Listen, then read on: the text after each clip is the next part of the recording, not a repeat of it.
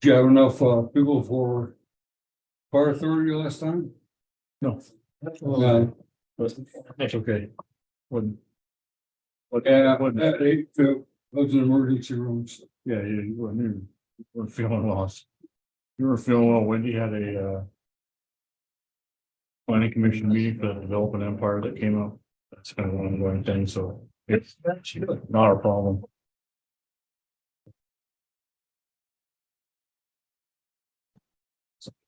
I was late anyways, it's half hour for me. Jonathan, no rush, but you need a little more time. About 30 seconds and we should be good to go. Direct response has never been closer. I'll take note.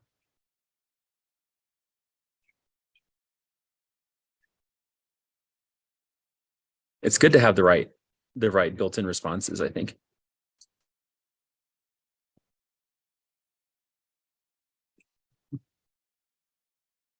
That's it. First one.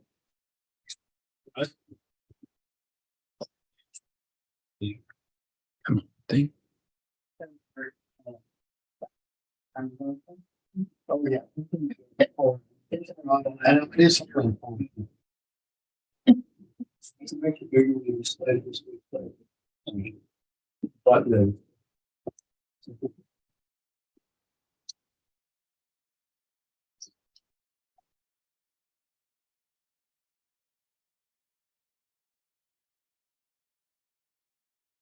I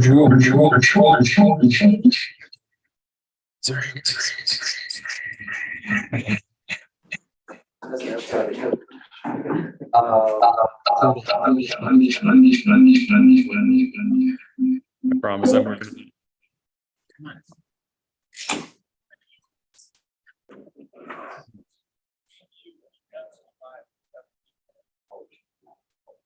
I was gonna suggest that we start with combo.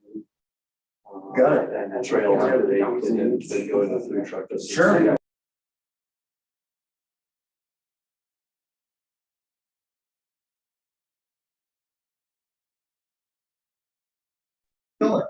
Mayor, we're good to go.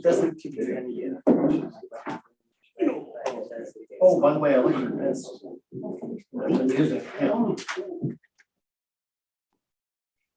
Mayor, we're all running now. So Okay. Hello, everybody, and I'd like to welcome everyone to the Monday, June 26th, the Idaho Springs work session. And we only have two things on the work session today. And the first one is the COMBA contract and an update on the trail naming.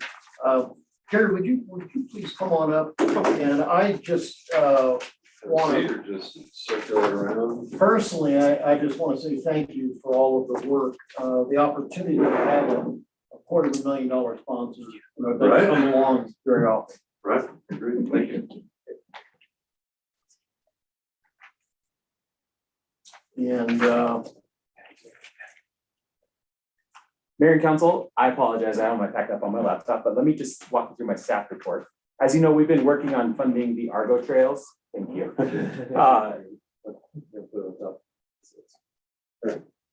That'll work. And I can speak to it. We've been working to fund the Argo trails for some time, as you know. We have a $400 advance, or $400,000 advance from the Argo mill that we've agreed upon as a part of their developer agreement. We have every reason to believe that that should happen in the near future, that we should receive that money. But as time has passed, the trail project has gotten more expensive with inflation and all of that kind of thing that's been happening. And so there has been an effort by COMBA to find some additional funding that could be used for the trails. And Gary did a lot of he did all the legwork on this, him and his team, and they did a great job. But they talked to Trek Trails, who is an organization through Trek Mountain or through Trek Bicycles, and they sponsor trails like ours throughout the country.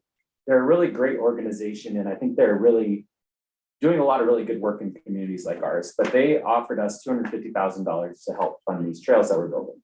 With all of the, I'll let Gary talk about this a little bit more because he's a little bit more in tune to the exact funding. But with that additional funding and the Argo money that we're expecting, in addition to the GoPro grant that we received last year, we should have about enough money to build what we call phase 2 of the trails, which is essentially all the trails kind of on Rosa Gulch to the east, essentially, is kind of a good way to think about it.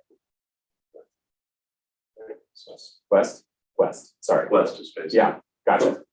So anyway, that's kind of our plan, is that we wanted to bring the city council tonight to ask 2 questions. The first would be whether or not council's comfortable with us naming the trail system Trek Trails at Virginia Canyon Mountain Park. In this arrangement, we'd retain our rights to name the individual trails. We've had some ideas like 10-day Jack's Trail or whatever the case may be. We'd be able to name all of those trails. The other thing that goes along with this is that Trek requires some branding on their signage. They actually build signs that are very similar to what we build in Idaho Springs and what we probably would put.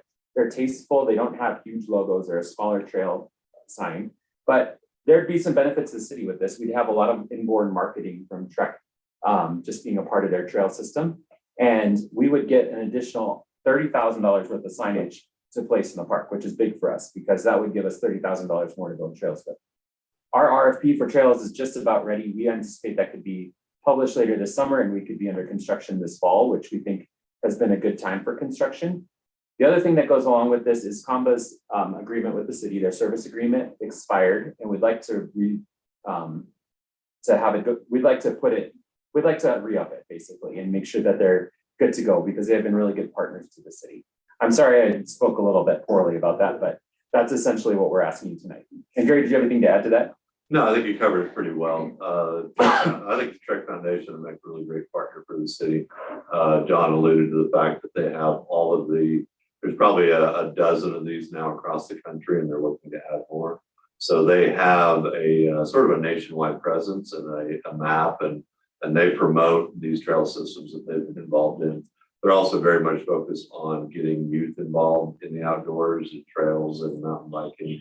So that's a big component of the agreement and of the partnership as well. But yeah, I think you pretty much covered it down there. The signage thing I think is interesting because they really do have a very specific aesthetic and material that they use that I think fits in really well with the city.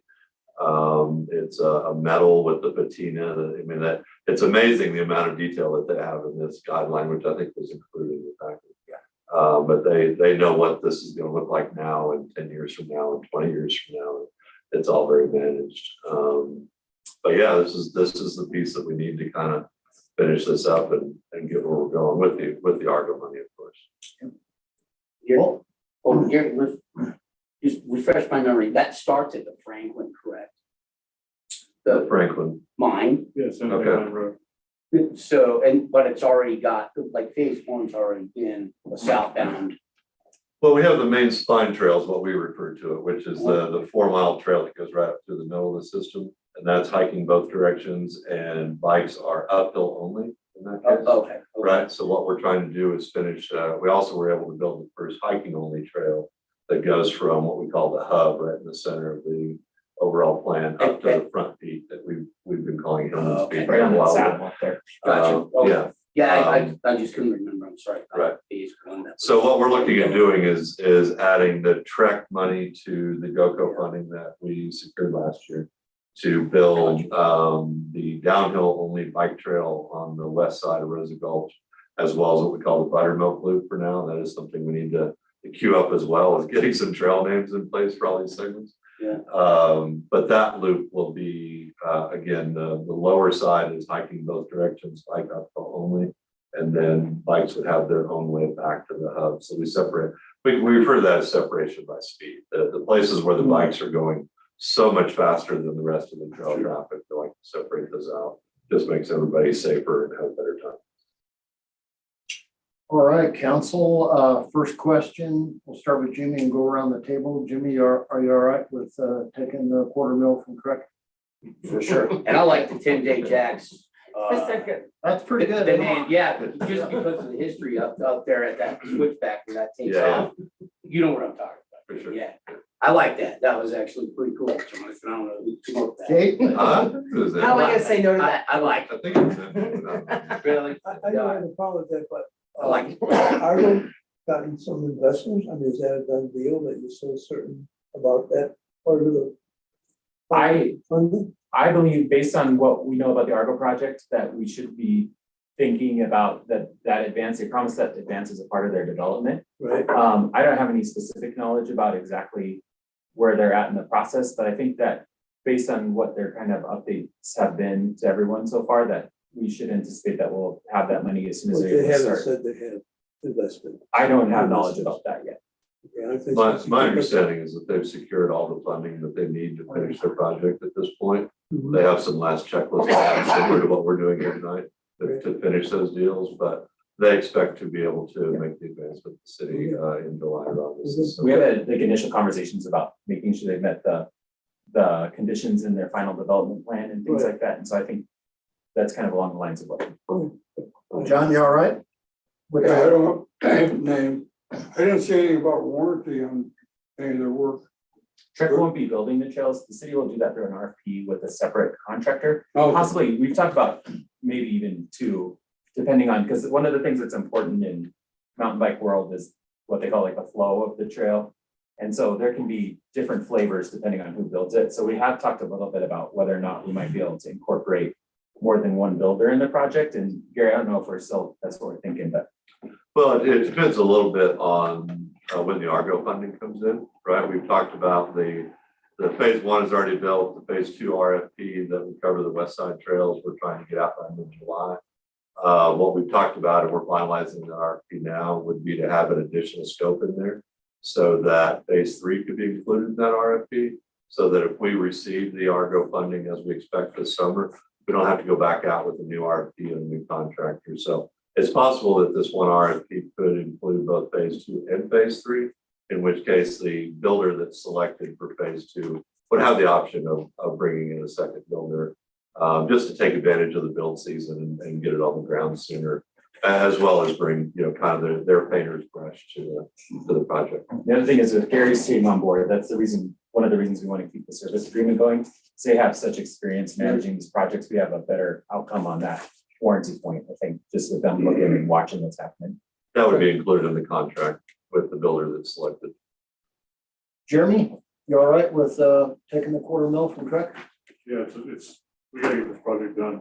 They're recording up there now on undeveloped trails. It's getting worse, the erosion's getting worse, so we've gotta get it. It's a good point, very good point. Scott? Yeah, I think it's a no-brainer. I have a question, Gary. The only thing Trek seems to get out of this, from what I can tell, just a little promotional value and advertisement. And Yeah, they want to support their communities. And so they formed the Trek Foundation a number of years ago. And like most corporations that are doing community support, community giving these days. So yeah, primarily that's what they get out of it, is just being able to demonstrate that they're doing that in a little more obvious way than some. We've got money that usually just includes a little small logo on the sign somewhere. They don't get naming rights. But the last one of those we had was up in Black Hawk, and that was only a $50,000 deal. So $250 and throwing Trek Trails in front of our name for the property and the trails seemed like a reasonable. yeah, it seems very generous, and I mean, it's a no-brainer Right. for me. I mean, seems like Other than they're- Blackhawk, where else are they? That what was other Orpea, actually. Yeah, what other trails is? They've got a webpage for that. I don't remember what they all were, but it's coast to coast. Colorado Springs, I know there's one in there. They're other I don't- states. There's one in But- Baraboo in Wisconsin, of course, and like a couple up there in the Midwest. Nice. But I want to say there's like 12. Wow. Yeah, I think that's roughly correct. And it's just another opportunity for the city to have that additional marketing Yeah. and get more eyeballs on the fact that, hey, there's this marquee trail system Yeah, in what I Idaho was wondering Springs. about. So, It's also potentially a future Share. economic development opportunity for us to have a relationship with Trek. So correct. it could be a good thing from that perspective. For sure. Yeah. I have a question too about the maps, like used to go skiing and get the paper maps. Those are kind of outdated now. Are we gonna have like a website with a map or anything like that? Yeah. Gary might speak to this a little bit more. He's designed a couple of maps, or his team has for Idaho Springs. And I think once we have like everything working, a good example is the work they just did at Rutabaga Trail, which is like the new one. There's like YouTube videos of it and maps you can see, and like the ranking system for bike trails are very similar to ski trails. They don't maybe correspond exactly blue to blue, but it's essentially green, blue, black, the same deal. Same idea. Yeah.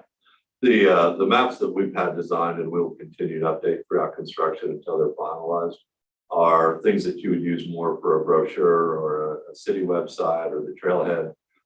Most trail users are finding these on apps now like MTB Project or All Trails or Trail Forks. There's a number of them out there. And those are generally community sourced, but we keep an eye on them to make sure that they get the right information. It'll probably be an app, you know. Oh, for sure, absolutely. That's already out there and existing. It's not something we have to create.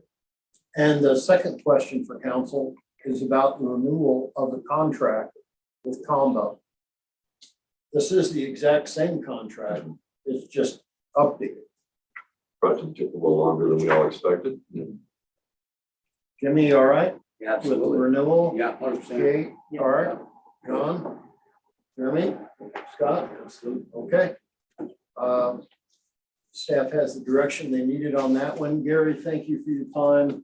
And again, I know that was all you with the quarter mil and working with Trek. Thank you very much. Absolutely. We'll put the money to good use. Yes, we will. Yeah, good deal. Thanks. Thanks a lot. Gary. Appreciate you. Yeah, thanks, Gary. Thanks, Gary. Thanks for your time. Thanks. So Mayor, these two agreements will be brought to the next council meeting on that. July 10th. All right, final form. All right, thank you. All right, very good. And next up, and it may take a bit longer, is the food truck regulations. Hello, Mayor and Council. Hey. So- Food truck, man. Staff has gotten numerous requests this year for food trucks all around Idaho Springs. And our current code just lists one thing, it says food vendors. So I think that we need to get some food truck regulations. I think they would benefit the community and benefit trucks wanting to come in and benefit us so we can get tried. I think you pointed out too, our regulations are more geared for like solicitors. Yeah, going Totally, like and door to vendors, door. right, more merchandise versus. Yeah, that was kind of a weird thing. Yeah. That's like they come on your private property or something's back. food truck.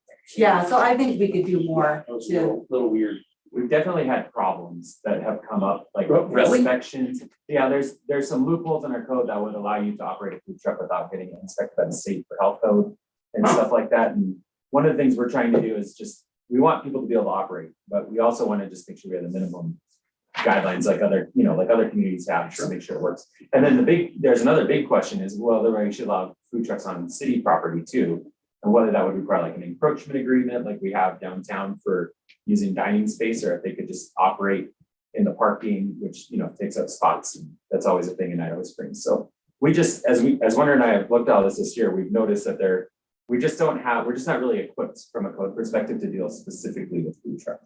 correct, yeah, we don't really have answers or for people who want to come in and operate, we don't really have a clear guideline.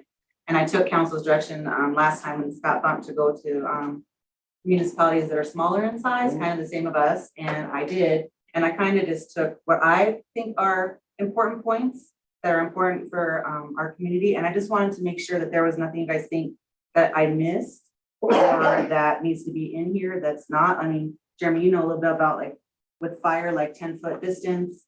I think your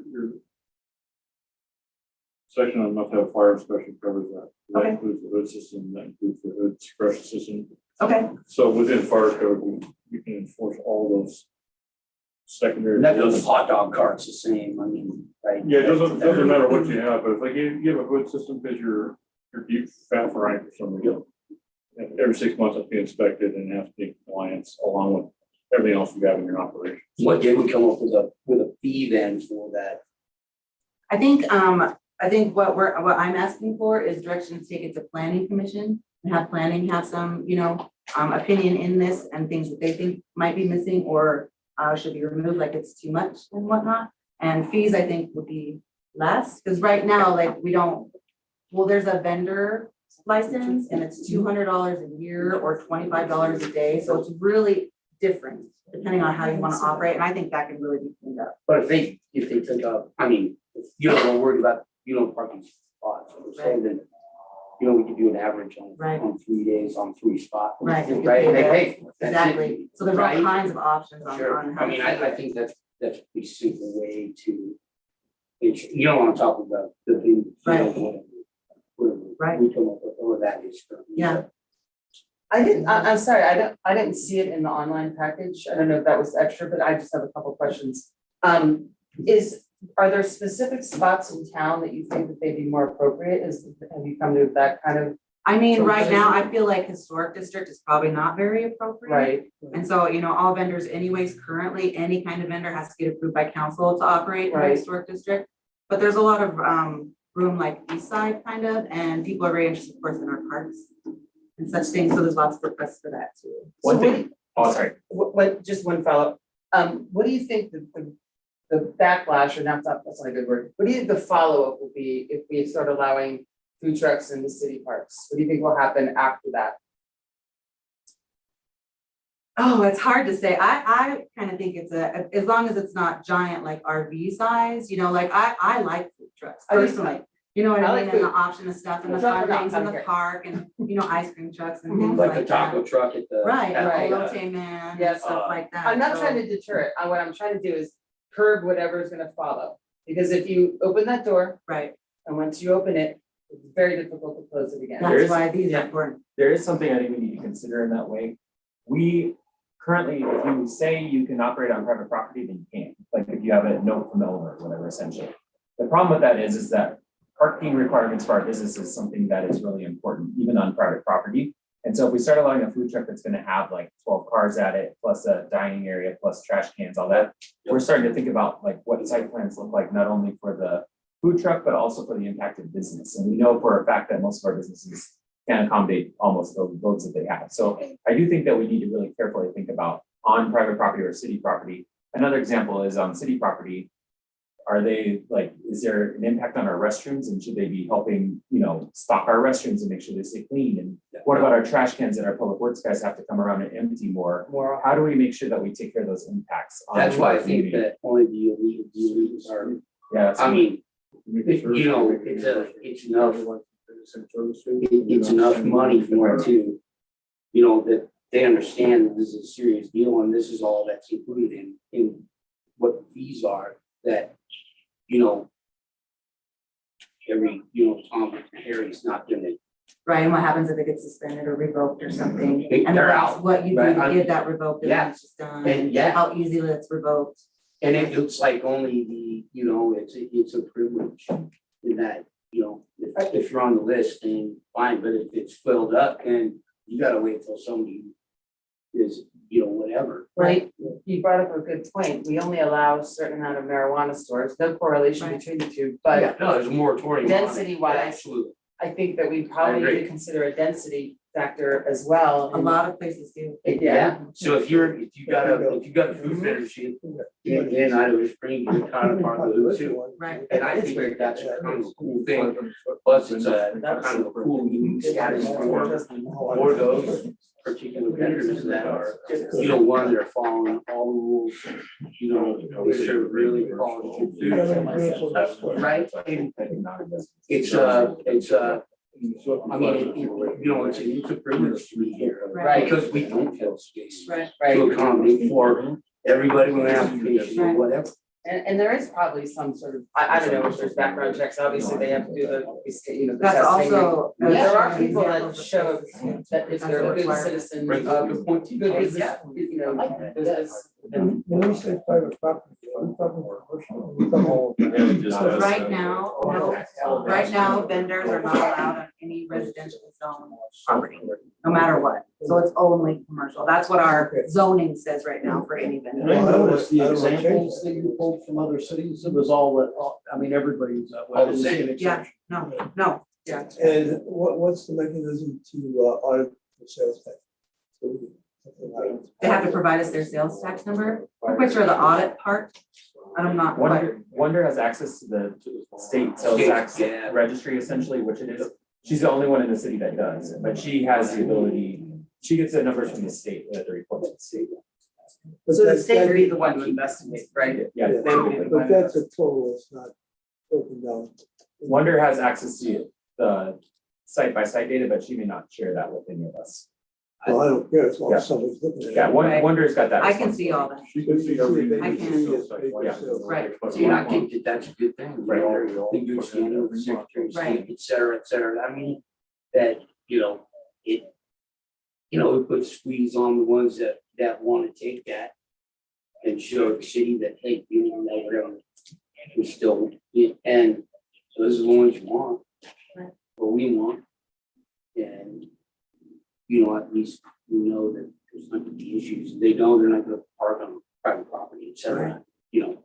So, oh, John, Yeah, Flinders Point, I don't know, if Kate remembers this, we went through this before, and we put a link on how big the food trucks could be.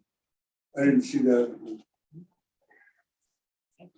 Yeah, it was a big discussion on It was because it limited how many we could have, that. Right, and like you can get these Yeah. monsters in that are like right, the big huge RV and they kind of dominate the whole situation. And I saw examples too of like limiting on like, let's say, 3 trucks at this one park, and if you don't operate within 30 days, you lose the license. So people weren't able to just have that license and just sit on it and not operate. It's actually, So there was lots of That's a examples, great- of all kinds of. and that's a great thing too, because it's the same thing that people do with Airbnb, you have to rent it out for a certain amount of time, otherwise you're out. Right. Just as an aside, just to this conversation, somebody did look at the agenda and did get in touch with me. And they were just curious what the property over there by Ruth Mill Park would be like, that flat property. Would that ever be someplace that would be considered? And I'm not asking the answer, or I'm not even saying how I think about it. I'm just saying that somebody could Currently, ask you're not about allowed to that. operate in residential, but I think that's C2. It's C2, yeah. And some of these food trucks are So it's an interesting spot, is all a I'm very saying. large pickup truck, so how Right, do we accommodate that as well? parking, storage, all those things, trash, gray water, black water, lots of things, electricity. And have we heard anything from the merchants downtown about food trucks? I haven't heard anything. Are they aware of what we're doing? They are, I think one of their concerns is the historic district, because that functions as a whole. And I think right now, you can operate just outside the historic district, which is the parking lots. And the parking lots for us are problematic in downtown because they get so busy that putting a food truck in 4 spaces really impacts Might do this one, everyone. right? Yeah, so I think if we're gonna do it, we probably wanna think about having it in less dense usage areas where where the trips are different for, the businesses associated. And then the other one, like your area you're talking about, there are some C2 areas that are right in residential. Mhm. And I think that it might be a little bit of a gray area right now too, whether or not you can operate there, because if you're That in too, a, but also just how the residents are gonna feel about it. yeah, because it's so close and it impacts it. Right, I mean, I'm not saying that I agree that it should be there, it just happens to be. We're a tight town and everything is really good close lot, to each yeah. other, so. so, the desired direction would be, for council to authorize staff to look into developing, some type of a criteria for this. It would go to zoning and planning and council. Right, I think it's gonna be a couple steps, and Yeah. I'm not expecting you to figure it out this summer, by the way, just so you know. What's our status position until that comes through? So that, Yeah, There is we won't have it. Yeah, without an ordinance, we can't really, we will allow it. yeah, we have to just use what we have on the books. Which we do have some controls over certain things like the historic district residential areas. It's just we've had a couple of issues run up that I just think you hadn't been considered in the past. So. Is everybody all right with that? Yeah, that's what I'm saying. All right, anything further? This is better. All right, okay, it's 6:58. Let's take a few minutes for a comfort break and we'll reconvene a couple minutes after 7 for our regular meeting.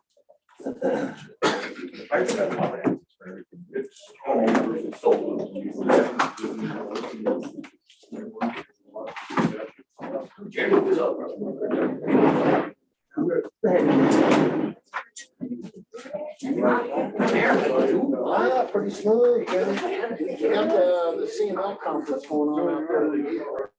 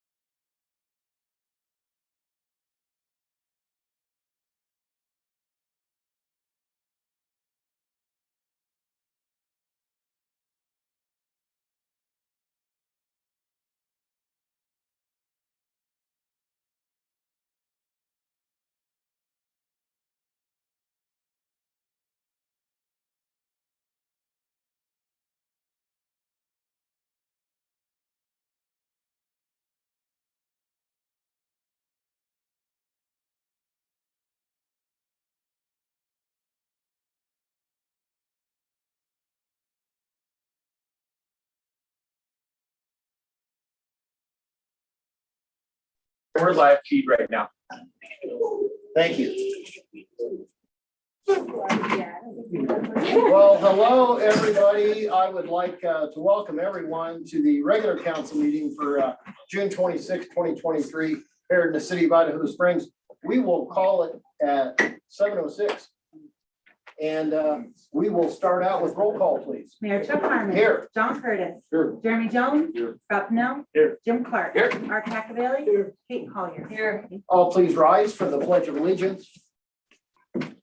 I pledge allegiance to the flag of the United States of America and to the republic for which it stands, one nation, under God, indivisible, with liberty and justice for all. Please be seated.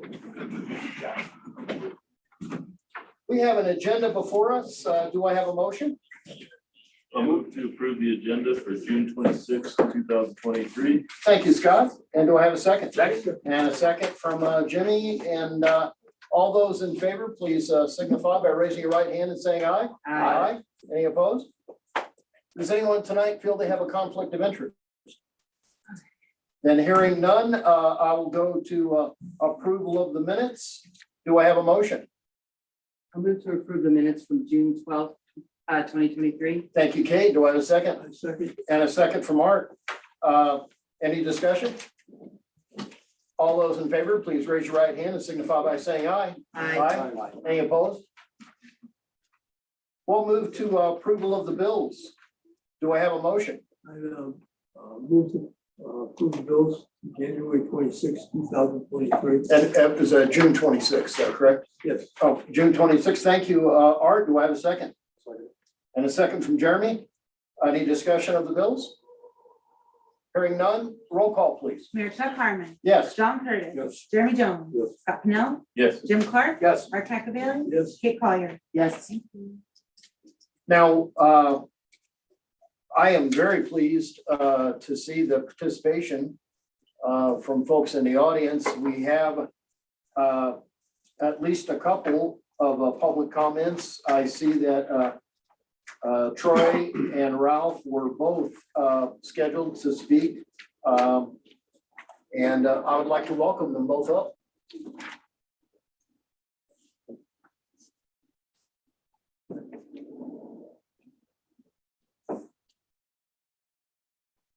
Can you just state your name and address for the record? Yes, Troy Erickson, 300 Capitol Road, Boston. Mr. Mayor, City Council, City staff, thank you for giving us an opportunity.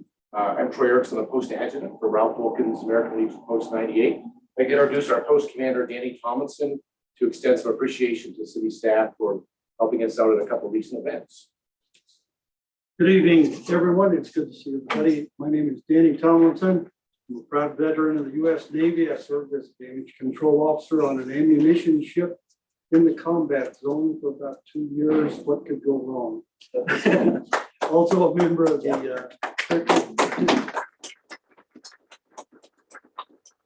I'm here, so most of it went right. I'm also involved with Troy as the vice president of the Clear Creek County Veterans Coalition, and in the post commander, as he said, Ralph Wilkins American Legion Post number 98. That's all I make mention that Councilman Jeremy is a member of our Veterans Coalition.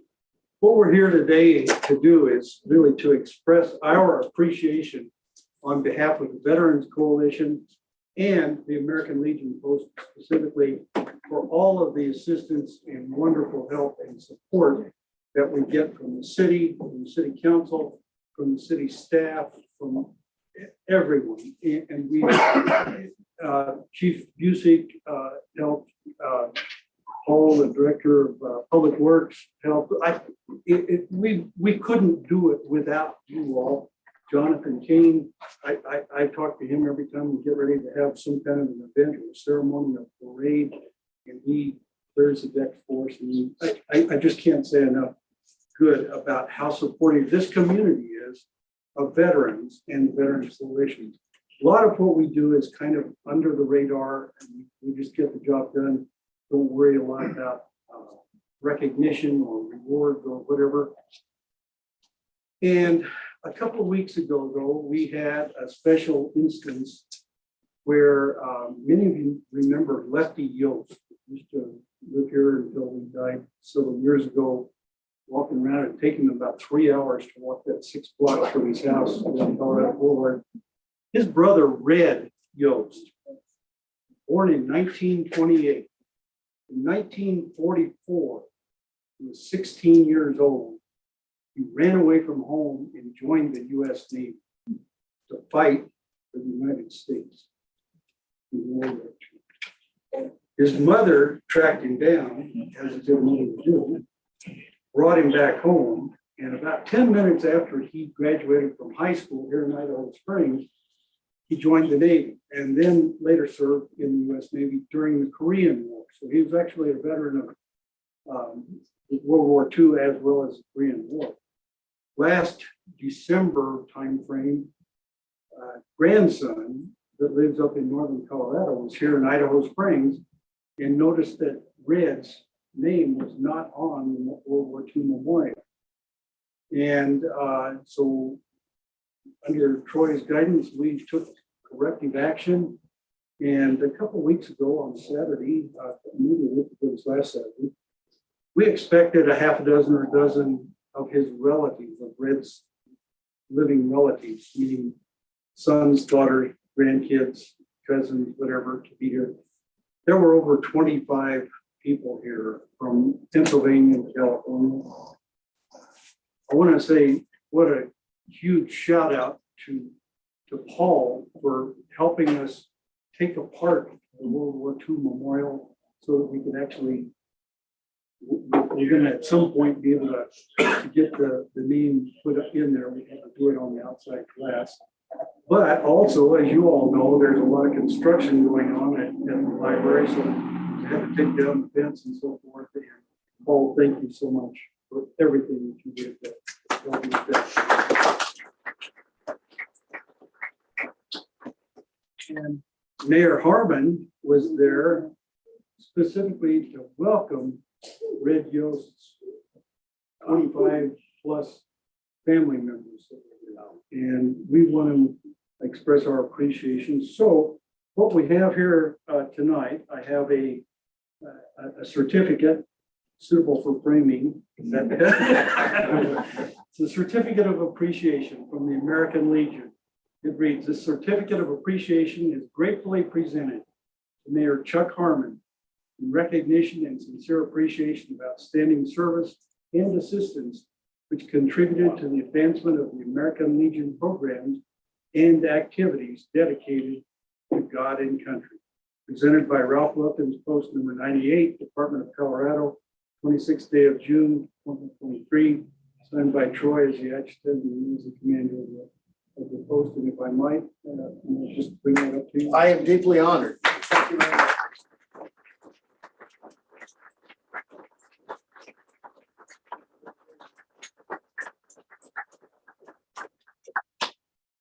Let me say also that if we gave a plaque to everybody that has helped in many, many ways, we'd be here most of the night and most of tomorrow. So we're presenting it to Chuck specifically, but it's really, it's inclusive of everybody, city council, police department, public works department, everybody. The city staff has been so helpful and we appreciate it so much. Have a second certificate of appreciation, the American Legion certificate of appreciation. This certificate of appreciation is gratefully presented to Paul Crane in recognition and sincere appreciation of outstanding service and assistance, which contributed to the advancement of the American Legion programs and activities dedicated to God and country. Presented by Ralph Wilkins, Post number 98, Department of Colorado, this 26th day of June, 2023, again signed by Troy as the expert in the Southwest Commander. And Paul, I can't tell you how much we appreciate you taking about 3 hours. All right, Paul.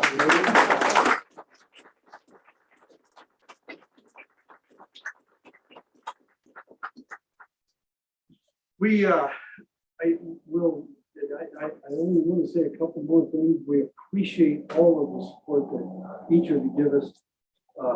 Patty or Wonder calls me every once in a while and says, "We need a new flag here or there." We're happy to provide that service. God bless America. The 4th of July is coming up, and let's remember our veterans as we do such a wonderful job here in the Idaho. Thank you all. Thank you very much.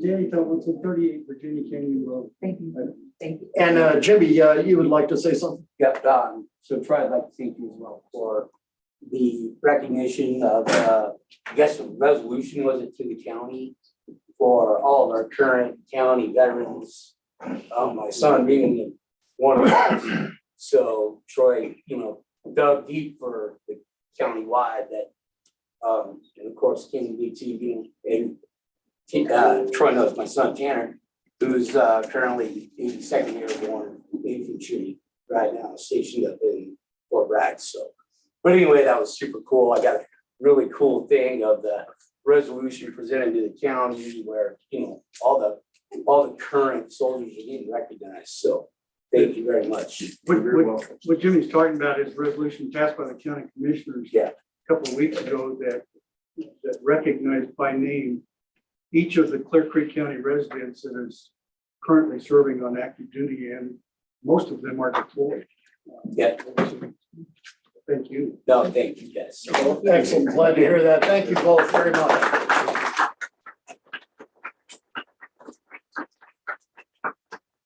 Do we have any additional public comment tonight? We have another scheduled public comment. He is joining us via Zoom. His name Oh. is Adam. Oh, all right. Welcome, Adam. Adam, if you could turn your camera and microphone on.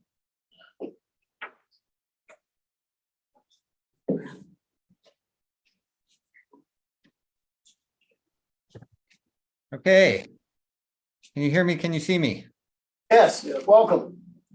Hi, my name is Adam Fierce. I have a company called Run Uphill Racing. Yeah.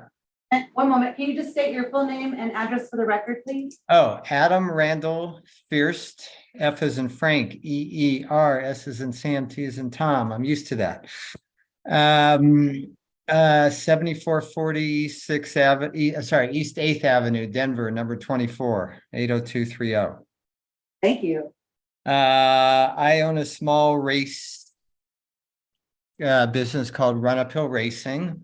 Last year, I put on a race up and down Two Brothers Road, and I want to do it again this year. And I guess we need to talk about bathrooms and things like that. Last year, I don't think I didn't have any additional bathrooms. I wasn't asked to provide any. I thought I would have the park bathrooms, but it turns out they weren't open. So people went to Safeway and Starbucks to use the bathrooms. I had 47 last year. It's a small race. It's not the half marathon. Let's say double it this year, get 100. Rather than ordering porta potties, it would be easier, I think, for everyone involved if I could pay to have the bathrooms at CRC Park opened up early and pay any additional costs that went with that. Obviously, I want to save myself money, but I think as a resource, there are bathrooms there. It makes more sense for them to use them. Number one. Number two is, this is not a festival where people are going to be walking around eating and drinking. I'm not selling food. There aren't bands or isn't anything like that. So your guidelines say that a facility should be able to handle 200 uses with 100 people. If everyone uses it before, which they probably won't, that's 100, and maybe half of them use it afterwards. I think at most 150 uses. So I'd like to see if we could work something out. All right, well, Adam, thank you. We will take it up with City Council and let you know. This is public comment, so it's our time to listen. Okay. And listen to your request. Oh, yeah, council would like to know the date of the race. August 27th, Sunday. All right. Okay, thank you. And what's the route? Up Two Brothers, CRC, up Two Brothers, back down Two Brothers, out. To From CRC. 7, How many miles is that? I don't know how many miles. but 10, 7, 5K and 1,800 feet. So 3.1 miles, 1,800 feet each way. All right, Start by the bridge, you go up 2 blocks, make a left, make a right, go up the canyon. Adam, I want to thank you because I believe there is sufficient time to take a look at this. And I appreciate you not waiting till, the week before or something, but thank you very much. We'll get back in touch with you. And thank you for working with me on this. Thank you. Appreciate it. Thanks, Adam. Do we have any more public comment tonight? Okay. There's one other public comment, but that is for the sports and recreation complex. So we're thinking that comment would be said at that time. All right. Sounds good. We don't have any liquor licensing tonight. Do we have our finance officer tonight? Yes, sir. Okay. Lorraine, welcome. Good evening, Mayor and Council. I'll be happy to share my screen with you to go over the May financial statements if you like. Oh, So if yeah. that capability. John? Yes, ma'am. You should be ready to go.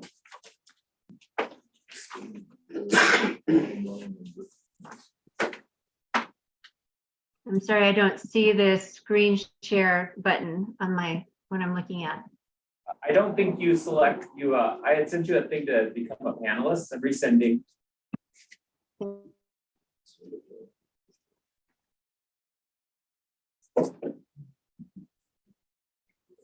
Okay, you should have that option now.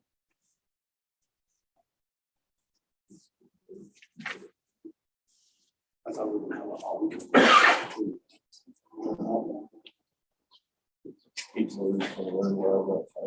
Can you hear me now Yes, ma'am. and see my screen? Not yet. So if you hit the green share screen button, it should allow you to share it now.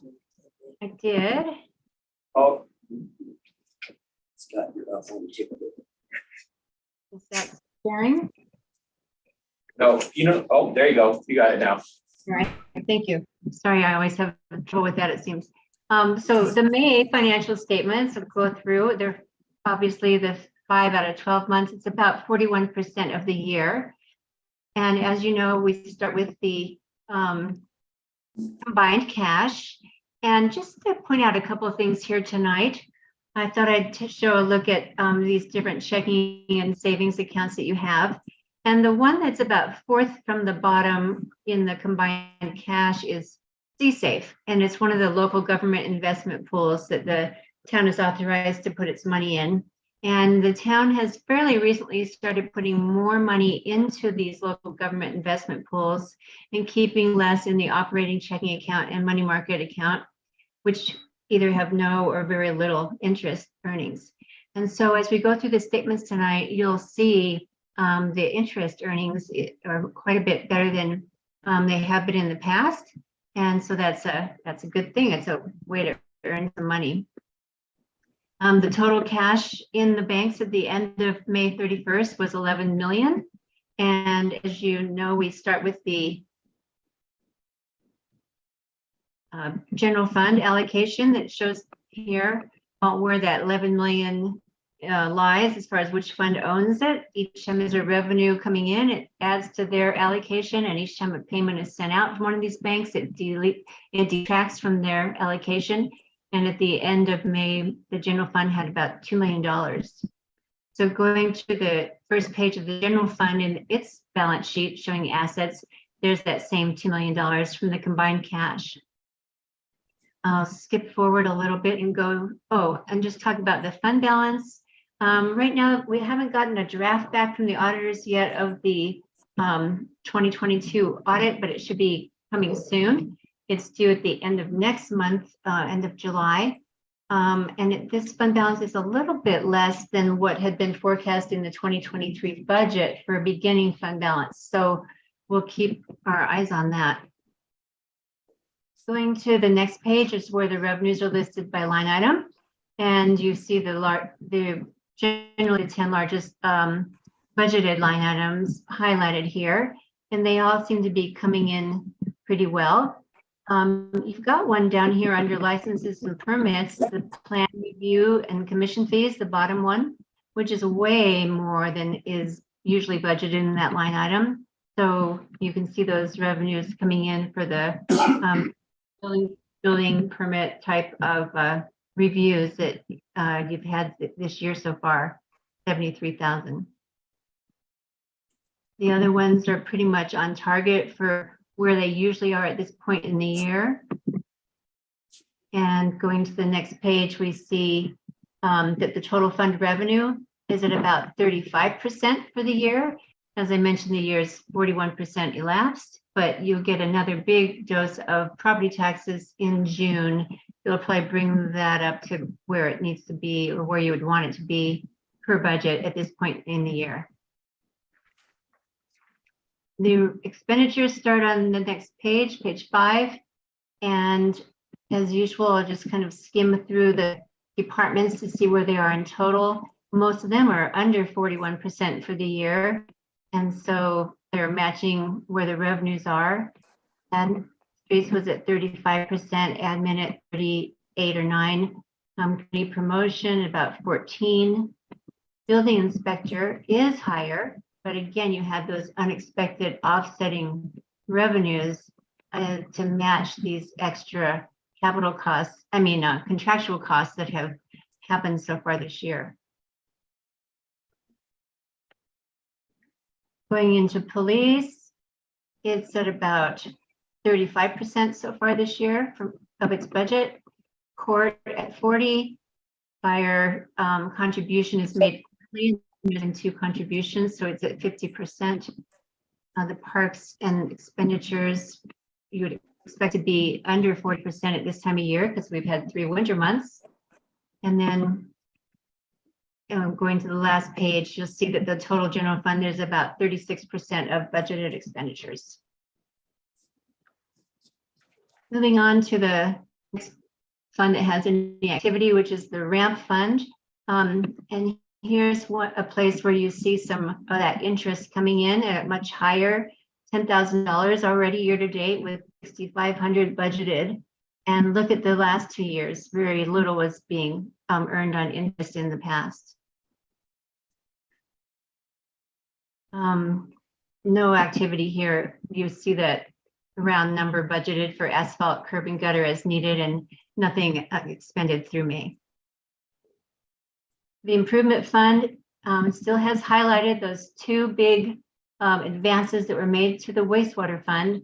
And it's getting to be about time to take a look at that and how soon you want to pay that back and how you're going to address that.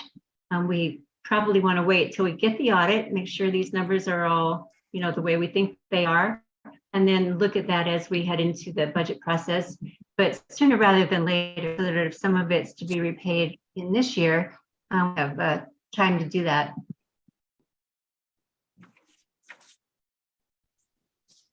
Taxes in the improvement fund are coming from the sales taxes and the building use taxes. And, the sales taxes are roughly around the 41%. Building use usually comes in the summer months when people are doing that type of building. There's been a number of grants that were budgeted down here, and none of them have been received at this point.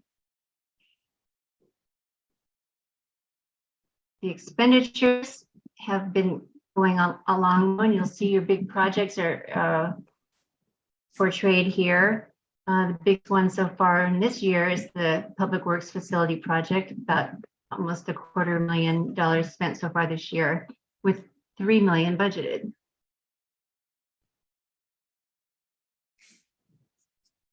That fund is showing revenues less than expenditures at this point in time.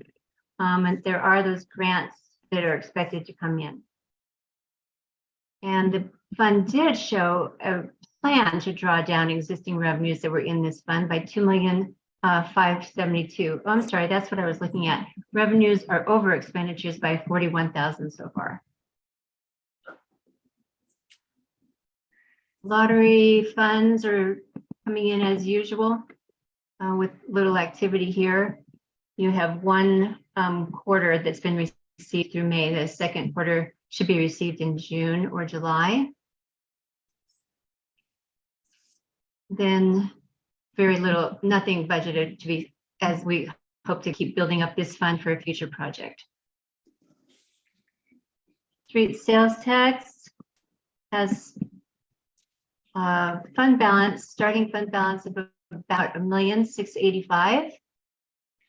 And then we have budgeted revenues to come in of around another million. And so far about almost 40% of those have been received. Again, look at the interest earned here as compared to prior years. Now that those local government investment pools are being utilized as you can.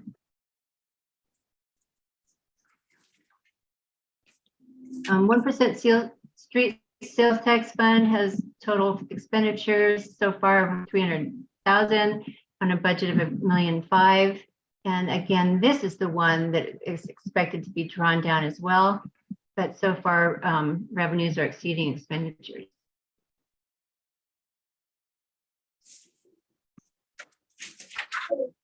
Now we get to the enterprise funds. I'm going to go down to the fund equity here. And at the end of 2022, the fund equity in the water fund was about 4.2 million. And going back up to the assets, we see most of that's from your capital assets of 13 million minus accumulated depreciation of about 4 million.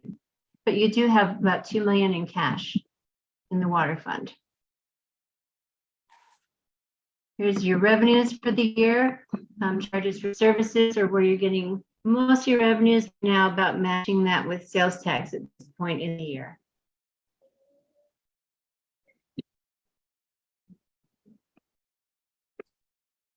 Expenditures, generally as expected in this fund, 31% in operations, 45% in distribution, and 17% overall of what was budgeted.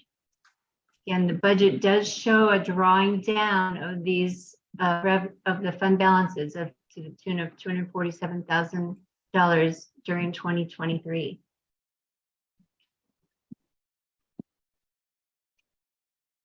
Wastewater fund is similar, although not in quite as good a shape. Again, you'll see the capital assets here at the top, the 19.9 million minus accumulated depreciation. So the bottom line for those assets is around $12 million.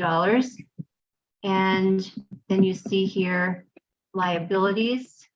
And actually we should have both of these highlighted of all these, the two advances that need to be repaid that equal about $2.4 million to the sales tax improvement fund.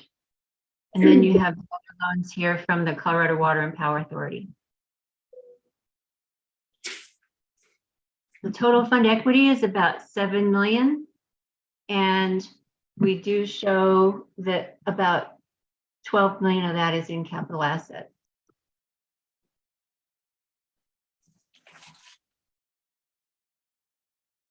Charges for services are similar to the water funds. Most of the charges for services are right on target here, 41% at this point in the year, and sales taxes are at about 35%.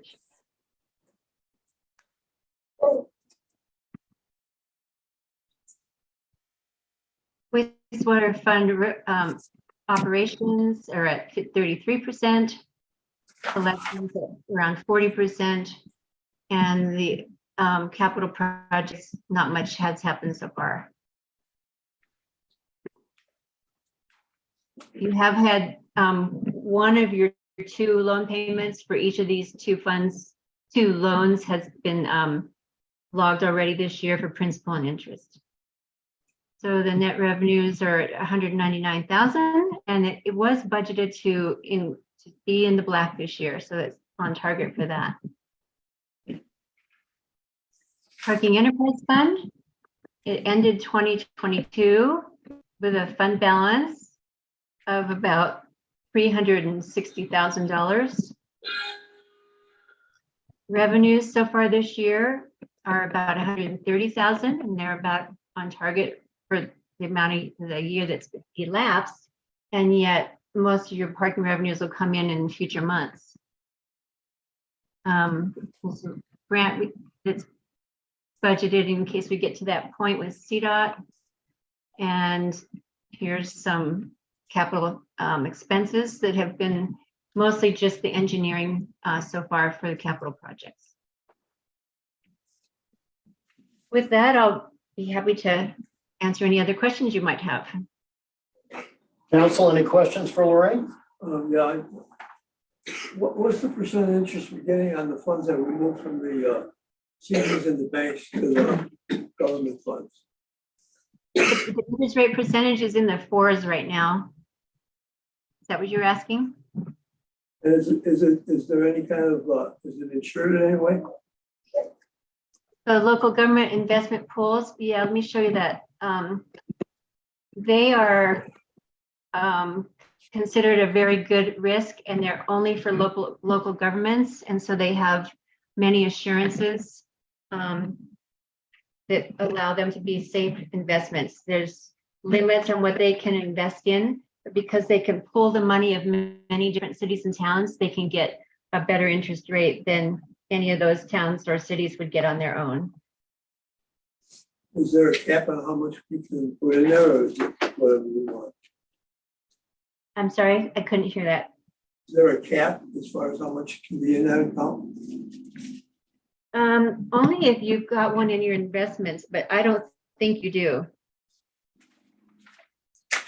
Your investment policy. That 4% is a variable? Yeah, it varies every day, but it's been coming in around 4% in May through May. Compounded daily? A little bit higher, actually. Is it compounded daily, or you know how that operates? Yes, it is. All right, thank you.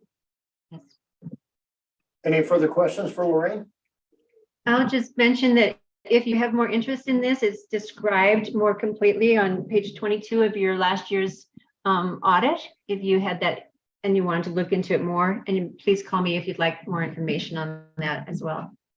Well, Lorraine, I'm glad Art asked that question, because that is a world of difference from where we were at a couple of years ago. You know, when you know, you were lucky to get a percent of interest, and now we're getting something respectable. Exactly, it's a big difference. Well, Lorraine, thank you very much. I really appreciate it. You're welcome. Good night, everyone. All right, before we move to resolutions, and in this case, we will be looking at a resolution on the Idaho Springs Sports Complex. I want to thank everybody for bearing with us on that riveting financial report. But we have a public comment, right? At least one.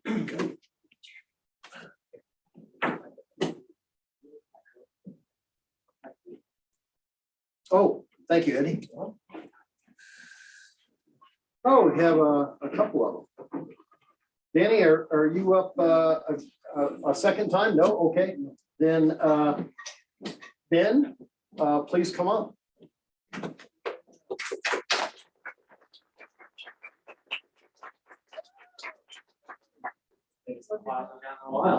Take your name and address for record. Yeah, Ben Shea, 834 Ponderosa Drive, Evergreen, Colorado. Thank you. First off, thank you for having this time tonight for the resolution. I can't tell you the last time there were this many kids in a government building voluntarily, so that's something I definitely celebrate.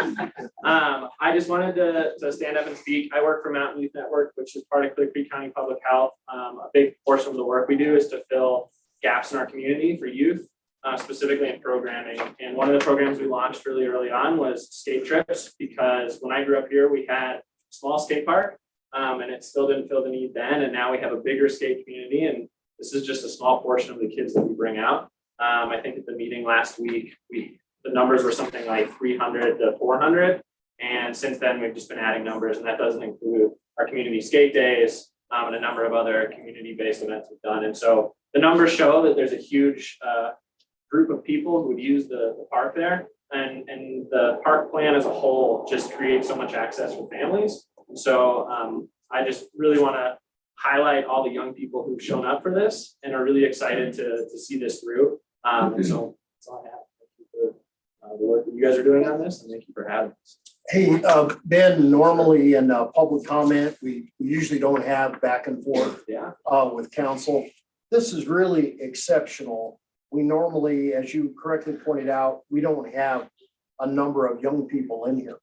I want to thank everybody for their time. I know you had other things to do, but it's impressive to see this many people this interested in a topic that I know council cares very much about, and they represent the citizens of their ward. So I'm just saying, and it is by design, they represent the citizens of our city. And also, don't ever think that your presence doesn't matter, because it absolutely does. We're all people just like you, and we want the city to have amenities that we would love, or we would have loved when we were kids. And we recognize this interest. And I will share with you, we had a major piece of legislation fail in this city by 2 votes. Georgetown mayoral election was decided by 6 votes. I'm only sharing this with you because don't ever let somebody tell you that your presence doesn't matter or your vote doesn't matter. Because especially in these smaller cities, it absolutely does. So thank you very much for your time tonight. And Ben, thank you for speaking tonight. It's always important. Yeah.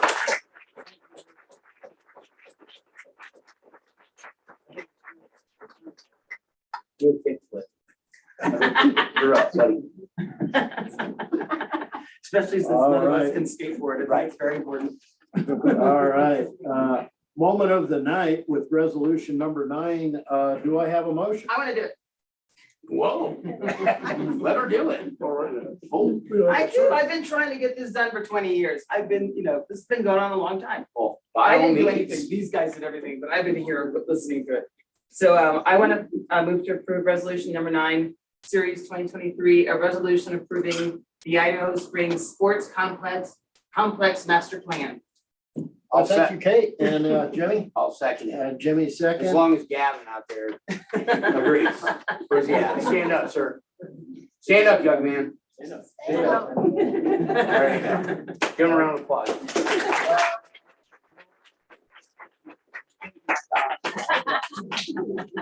So, any discussion? Hearing none, roll call, please. Mayor Chuck Harmon. Yes. John Curtis. Yes. Jeremy Jones. Yes. Scott Pennell. Yes. Jim Clark. Yes. Art Cacabill. Yes. Kate Collier. Yes. All right, tonight we don't have any first readings, second readings.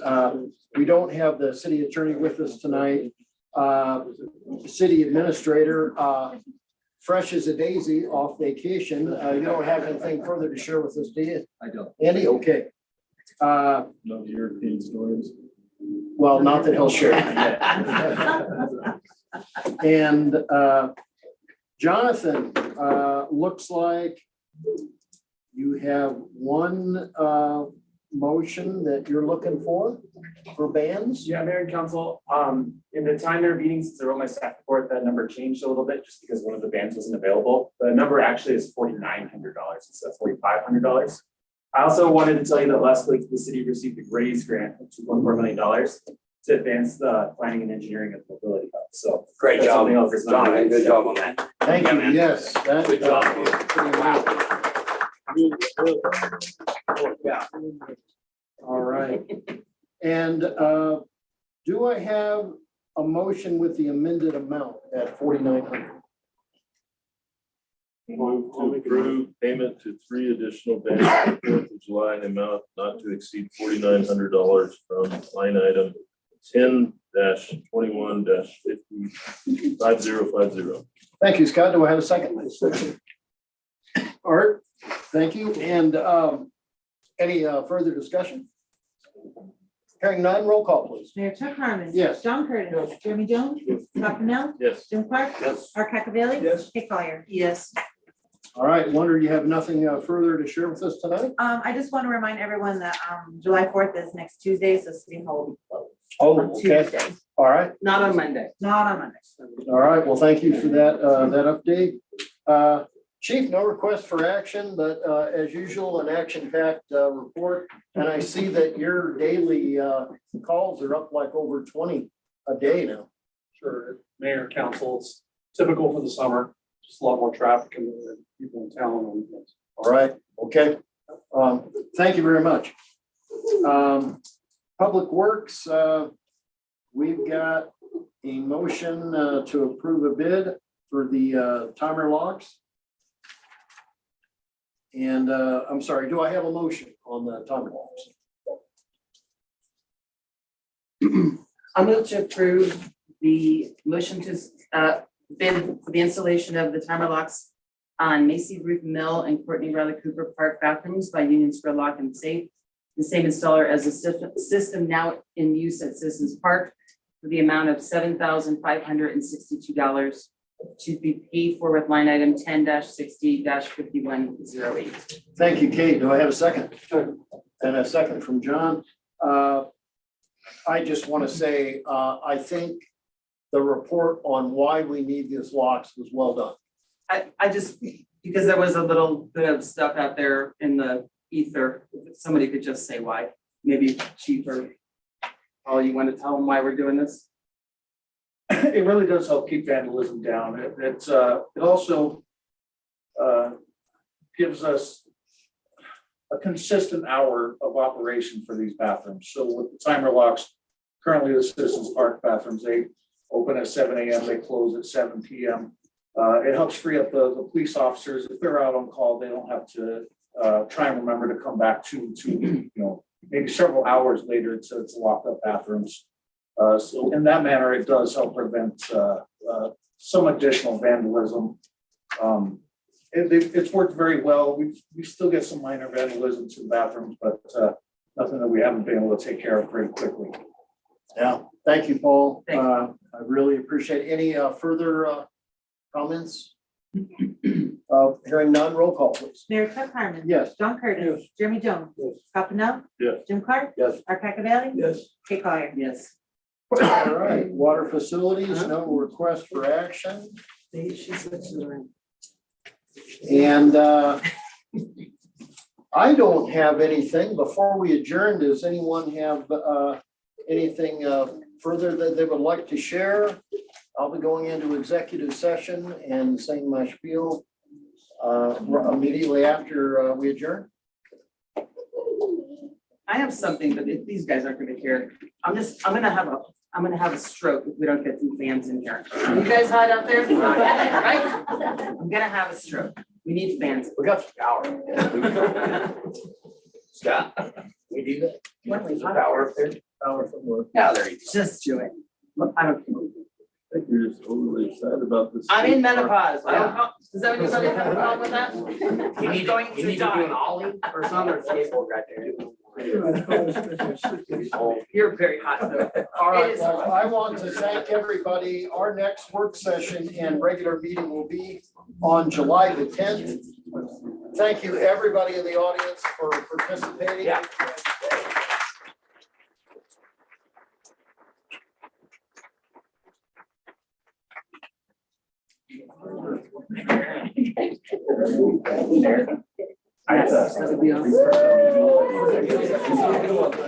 Sorry, John.